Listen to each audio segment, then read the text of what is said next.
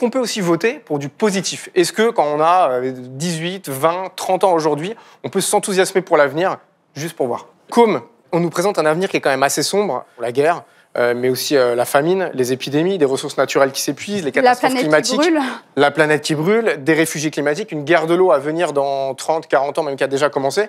Est-ce que c'est possible d'avoir de l'espoir encore?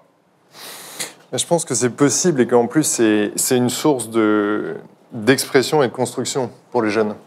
Depuis tout à l'heure, là, on parle de clichés, on parle d'imaginaire sur les jeunes, etc. Je pense qu'il faut qu'on prenne conscience de quelque chose. C'est que face aux problèmes écologiques, c'est pas un truc de bobo, en fait. C'est pas un truc de bobo parce qu'il y a absolument tout à reconstruire. Il faut reconstruire les transports, il faut reconstruire le logement, il faut reconstruire le vivre ensemble, en fait, pour faire simple. Et ça, clairement, c'est pas nos darons qui vont le faire. C'est pas ceux qui partent à la retraite aujourd'hui. La précarité énergétique, la précarité financière, tout ça, ça va être affecté. Le truc, c'est qu'une fois qu'on a reçu ça, on peut se dire, bon, du coup, on va être éco-anxieux et ça va être terrible et laisser l'écologie au bobo. Mais en fait, si on fait ça, c'est une défaite.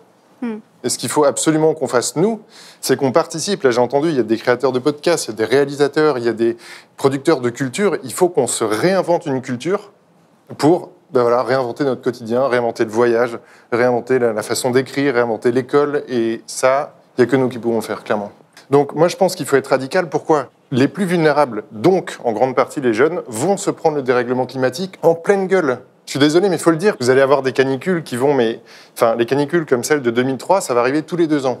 Les inondations torrentielles, pareil. Et qui seront les personnes qui vivent sous les toits, qui vont cramer l'été et geler l'hiver ? Mais c'est les jeunes.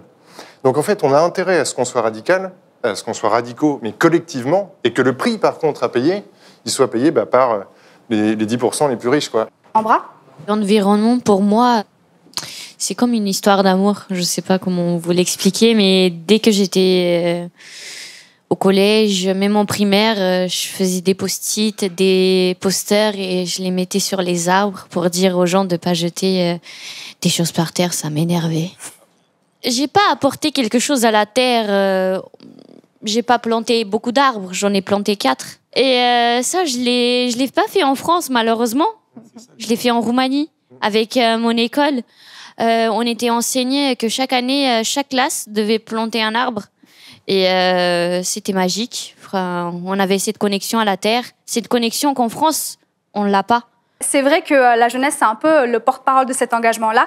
Ça fait partie de leurs priorités. Ça se ressent de ouf quand tu vois qui va manifester. Il y a eu plusieurs manifestations partout en France tout au long du mois de mars. Et il y a même eu une grève internationale le week-end du 25 et 26 mars dernier, portée notamment par des mouvements comme Youth for Climate. Je le dis bien ou pas ? Très bien. Merci.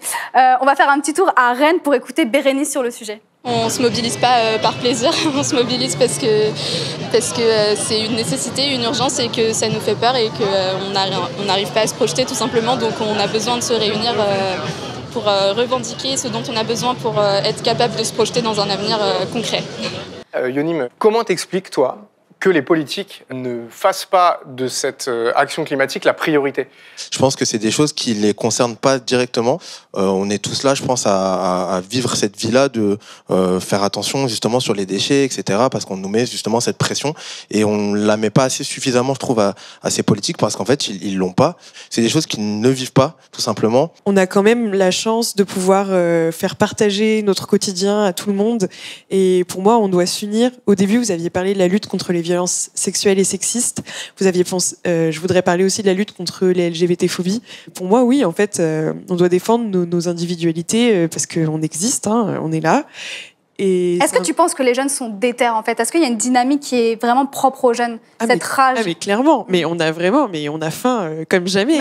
Nous, on le voit dans le milieu associatif, des personnes qui donnent du temps, qui donnent de l'énergie, qui apportent leur savoir, leur expertise.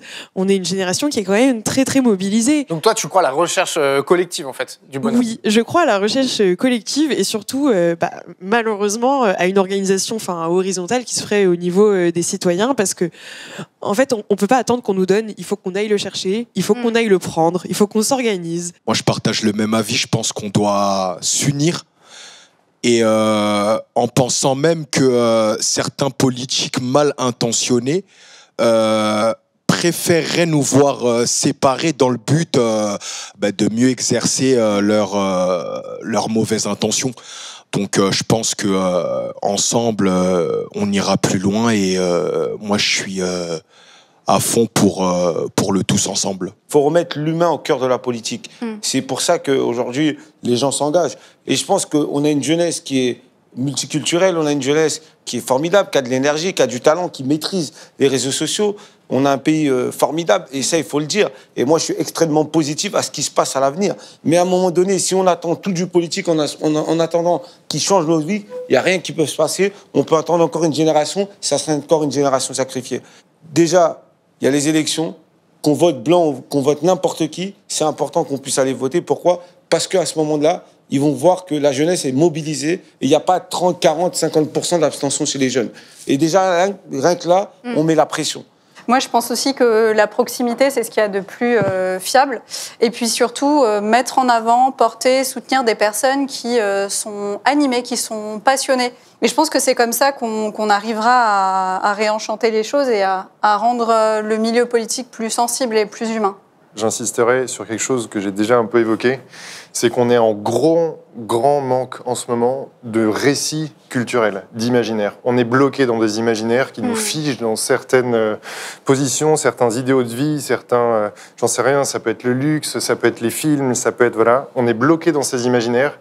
Il faut absolument qu'on utilise la diversité qui est représentée ici pour les réinventer, ces imaginaires.